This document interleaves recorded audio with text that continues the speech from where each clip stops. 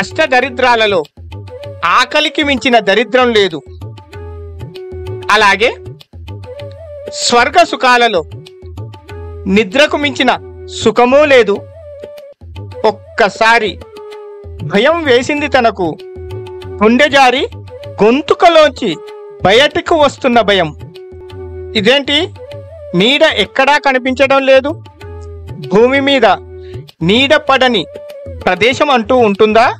ఇదిగో ఓ ప్రేమ కథ, జగతెరుగని చెలిమి కథ, మనసెరుగని యువతి కథ, ఇది మన కథరా.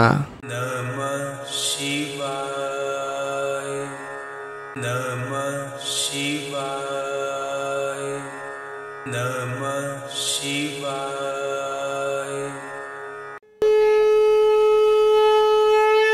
మూర్ఖత్వం కాదు, మూఢత్వం కాదు, ముక్కంటి తత్వం మాది.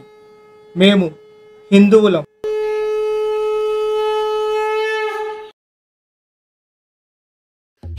లే సుగంధి లే అన్న మాటలు విన్న సుగంధి కళ్ళు తెరిచి చూసింది. ఆశ్చర్యం, తాను ఇప్పుడు పంజరంలో లేదు. విశాలమైన మైదానంలో ఎవ్వరూ లేని చోట తను ఒక్కతే ఉంది. చంద్రకాంతులు ప్రవహిస్తున్న అందమైన ప్రదేశం అది. చుట్టుపక్కలా చూసింది, ఎవ్వరూ కనిపించడం లేదు. తనను తానే నమ్మలేని పరిస్థితి. ఇది కలనా లేక తన భ్రమణ? ఎవరైనా ఉన్నారా? గట్టి గట్టిగా అరిచింది. కొద్దిసేపటి తర్వాత ప్రతిధ్వని. తన మాటలు తనకే వినిపిస్తున్నాయి. ఏమిటి మాయ? నన్నెవరు పంజరంలోంచి విడిపించి ఉంటారు? ఎవరు విడిపిస్తేనేంటి, హాయిగా ఉంది. అవును, ఇది ఎక్కడి ప్రదేశం?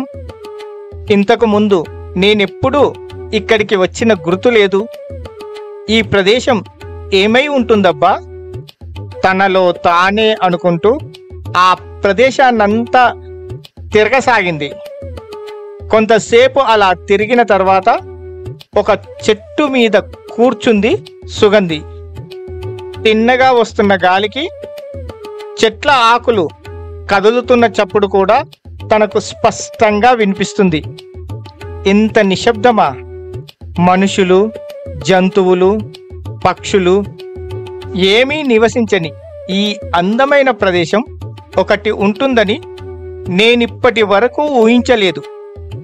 ఇలాంటి ప్రదేశంలో ఏకాంతంగా గడపటం ఎంత హాయిగా ఉందో అనుకుంటూ మౌనంగా చుట్టూ చూస్తూ కూర్చుంటే తాను కూర్చున్న కొమ్మ గాలికి మెల్లగా ఊగుతుంటే తన మనసంతా ఆనందంతో నిండిపోయింది. కొంత సమయం గడిచిపోయింది. చిన్నగా నీటిదార పడుతున్న చప్పుడు వినిపించింది. చెట్టు మీద నుంచి దిగి చుట్టూ గమనించింది. కనిపించేంత దూరం చక్కటి మైదాన ప్రదేశం. అక్కడక్కడ గుబురుగా పెరిగిన మర్రి చెట్లు. మెల్లమెల్లగా ఆకలి మొదలైంది సుగంధికి. ఏమి చెయ్యాలో తోచడం లేదు. దాహంగా అనిపిస్తుంది. ఆలస్యం చెయ్యకుండా తినేందుకు ఏమైనా పండ్లు దొరుకుతాయేమోనని వెతకడం ప్రారంభించింది. ఎక్కడ చూసినా మర్రి చెట్లు మాత్రమే కనిపిస్తున్నాయి. కళ్ళు మూసుకొని నీటిదార ఎక్కడి నుంచి వస్తుందో గమనించే ప్రయత్నం చేసింది. ఒకసారి ఎడమవైపుగా, మరోసారి కుడివైపుగా నీరు ప్రవహిస్తున్నట్టు వినిపించసాగింది. సుగంధికి ఏమీ అర్థం కావటం లేదు. మరోసారి ప్రయత్నించింది. ఈసారి ముందు నుంచి, ఒకసారి వెనకాల నుంచి, మరోసారి నీటి ప్రవాహం చప్పుడు వినిపించింది. ఏమిటి వింత? ఒక్కోసారి ఒక్కో వైపు నుంచి నీటి ప్రవాహం చప్పుడు వినిపిస్తుంది. అప్పుడు ఆలోచించడం మొదలుపెట్టింది. ఈ ప్రదేశమంతా వింతగా ఉంది. సమయం ఎంత గడిచినా సంధ్యా సమయంలో ఉండే వెలుతురు మాత్రమే ఉంది. సూర్యుడు కనిపించడం లేదు, చంద్రుడు కనిపించడం లేదు. అయినా వెలుతురులో మార్పు లేదు. ఇంతకు ఈ వెలుతురు ఎక్కడి నుంచి వస్తుంది? తూర్పు వైపు నుంచా లేక పడమర వైపు నుంచా? అనే సందేహం వచ్చింది. మర్రి చెట్టు దగ్గరకు వెళ్ళి చూసింది. చెట్టు నీడ ఎక్కడా కనిపించడం లేదు. కొమ్మల మధ్య నిలుచుని గమనించింది. అక్కడ కూడా వెలుతురు కనిపిస్తుంది. ఇదేంటి, నీడ ఎక్కడా కనిపించడం లేదు?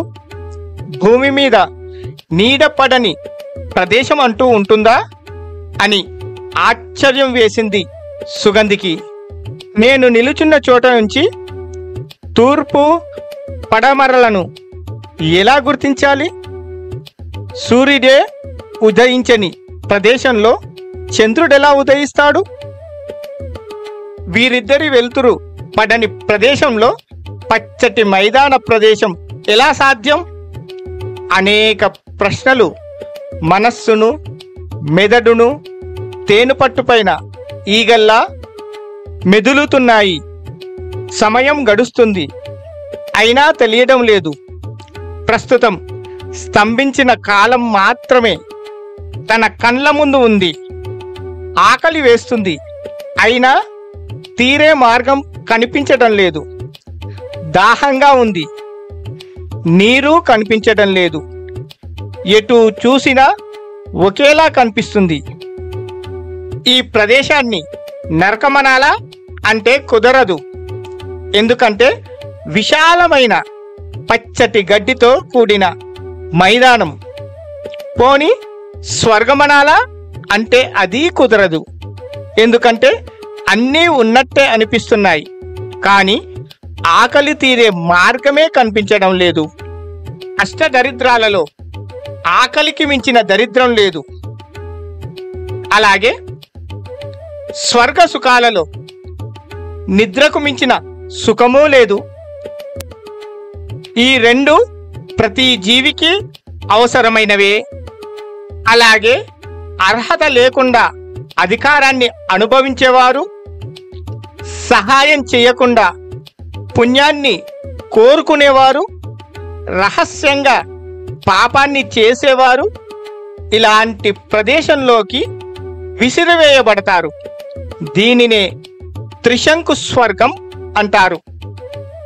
ఒక్కసారిగా ఉలిక్కి పడింది సుగంధి. ఎవరో ఏదో చెప్పినట్టుగా అనిపించింది. తన తలను గట్టిగా విదిల్చింది. నిద్రమత్తులోంచి లేచినట్టుగా అనిపించింది. ఇప్పటిదాకా తనను ఏదో మాయ కమ్మింది. ఏమిటా మాయ? ఎటూ అర్థం కావటం లేదు. సుగంధి కడుపులో నొప్పి ప్రారంభమైంది. గాలిలో తేలాడే దేహం కాస్త భూమిపైన వ్రేలాడడం గమనించింది. ఒక్కసారి భయం వేసింది తనకు. గుండె జారి గొంతుకలోంచి బయటికి వస్తున్న భయం. ఇప్పటిదాకా తాను తలక్రిందులుగా ఉన్నానా? ఏమిటి విచిత్ర భూమి? తన కడుపులో నొప్పికి కారణం తెలియక బాధపడసాగింది. దగ్గరలో ఎవరైనా ఉన్నారా? గట్టిగా అరవడం ప్రారంభించింది. సహాయం చేసేవారు ఎవ్వరూ లేరా ఈ భూమి మీద? కడుపులో నొప్పి భరించలేకపోతున్నాను. నా జీవితంలో బాధంటూ తెలియని నాకు ఈ విచిత్రమైన అవస్థను తట్టుకోలేకపోతున్నా. దయచేసి ఎవరైనా నాకు సహాయం చేయండి అంటూ మళ్ళీ అరవటం ప్రారంభించింది. కానీ ఆమె మాటలను ఎవరూ వినటం లేదని తెలుసుకోవడానికి సుగంధికి ఎక్కువ సమయం పట్టలేదు. అమ్మా, ఈ బాధను నేను తట్టుకోలేకపోతున్నాను, ఎవరైనా నన్ను కాపాడండి అంటూ అరుస్తూనే ఉంది. చాలాసేపు అలా అరచి గొంతు నొప్పెట్టి దాహం వేసింది. నాలుక తడబడుతుంది. తన శరీరంలోంచి శక్తినెవరో లాగేసినట్టు అనిపించింది. తనొక గంధర్వకాంత.